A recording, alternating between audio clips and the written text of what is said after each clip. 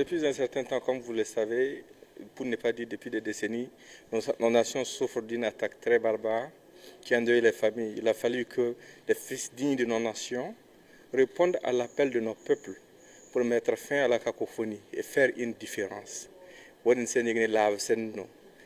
C'est l'appel de la patrie.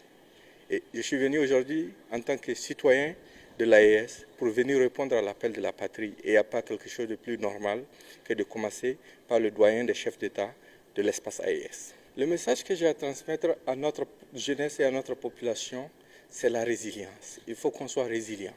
Il ne faut pas qu'on laisse l'ennemi nous dicter l'issue. Il ne faut pas qu'on laisse l'ennemi nous dicter notre réaction face à sa barbarie. Parce qu'il y a des gens de façon malicieuse qui ont tendance par moment, à chaque fois que nos larmes coulent, qu'ils essayent d'exploiter ça contre nous.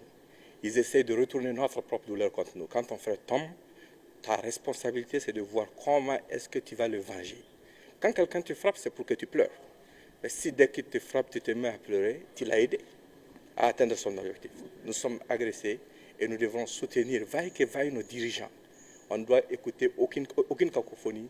Nous avons tout expérimenté. Nos frères sont tombés pour ça.